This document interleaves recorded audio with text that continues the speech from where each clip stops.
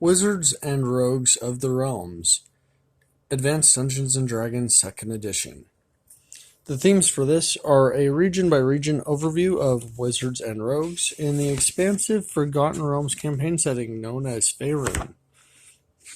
And boy, does this like the stick. Okay, so this reminds me of real-time strategy games, in the fact that you must consider the strengths and weaknesses of your faction.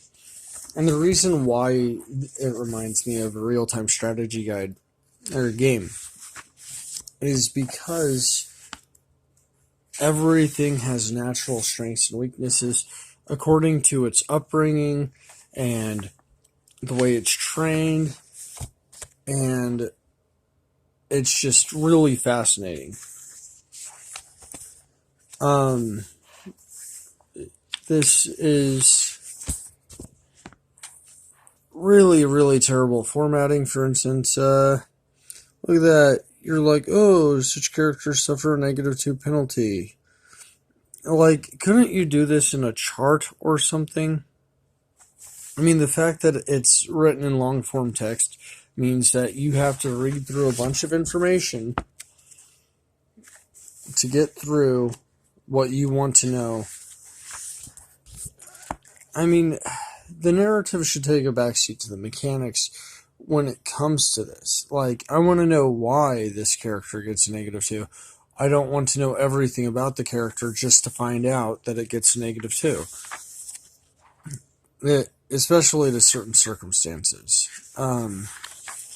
I mean, those are better left for things like this, and this applies to all of the Moonsea region wizards. But the thing is like, then you have each of the different types and then disadvantages. I'd rather know about, this guy, advantages and disadvantages, all in one little grouping.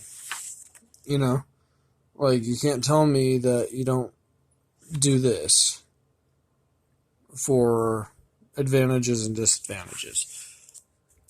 I mean, yeah, have an explanation to it as to why, but it takes up too much time, and I'm not going to point out everything in this book because there is a lot of content, and if you are familiar with Faerun, I'm pretty sure you're going to learn something new. Yeah, I mean, there's just really cool stuff in here. Well, one of my favorites is the fact that the Renegade Wizards, I believe they're in Cormyr. Don't quote me on that. What? I don't really play Forgotten Realms often. So my highest praise, though, is each region feels like deep and rich. Simply because most regions are covered twice, once by the wizard and once by the rogue. And that helps a lot. The Spellslinger class is on page 6 to 12. Wizards of the Dales are 17 to 21. The Alvin Woods, 23. Cormyr, 24 to 26. Symbia, 27 to 28. The Moonsea, 29 to 31. The Vast, 32 and 33. Dragon Coast, 34 and 36. The Western Heartlands, 37 to 40. Waterdeep, 41 and 42. Island Kingdoms, 43 and 49. Savage North, 50 and 53. Or 50 to 53. No, 50 all the way to 53, sorry. Cold Lands, 54 and 50 to 56. Unapproachable East, 57 to 61. Old Empire, 62 to 65. Vilhan Reach, 66 to 72. Empire of the Sands, 71 to 73. Harua, 74. The Shadow Walker class is on 76 to 81. Rogues of the Dales are on 84 to 88. Rogues of the Alvinwood, we're on Rogues now, by the way, so I'm just going to state where it is. 89 for Alvinwood. Cormyr is on 90 to 92. Symbia, 93 to 96. Moonsea, 97 to 100. The Vast, 101 to 104. Dragon Coast, 105 to 107. Western Heartlands, 108 to 110. Waterdeep, 111 to 112. Evermeet, 113. Island Kingdoms, 114 to 116. Savage North, 117 to 119. Anaruk, 120. Coldlands, 121.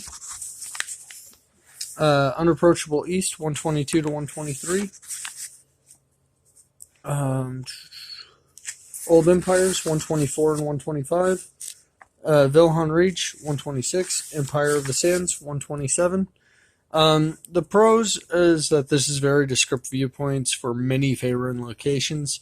Depending on your class, like, you're going to have a different opinion of a region if you are a rogue than if you are a wizard, because your class determines so much about what you have access to, your rights, your privileges, your level of power, and so on and so forth. And that really mattered back in the AD&D 2nd edition. And I feel that that part is really missing from modern role-playing games. And I wouldn't say it's entirely absent, but it's just paid lip service to it. And this really goes in depth as to why that's important. Yeah, it's just... It brings that level of believability to the world. And I'm only recommending this book because it can give you an idea for how you want to treat various groups in different regions, depending on what you have going on for your people. Like, this is an important book in that regard. I clearly got a steal on it. It doesn't have the best formatting.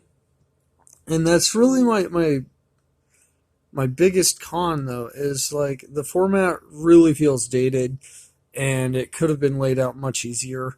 I'm recommending this at a moderate level because unless you are playing Forgotten Realms,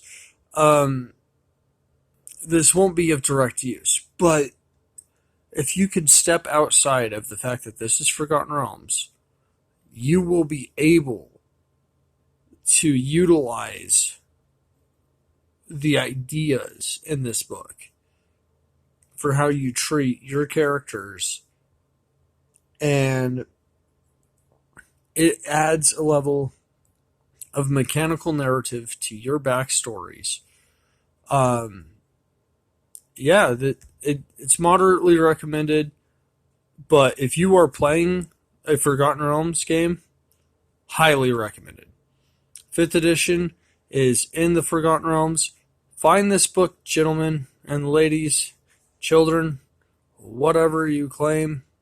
Find this book because this will be important to your characters. All right, so this is another long one. Recommended at a moderate level for most people, but for people playing in Faerun, definitely recommended.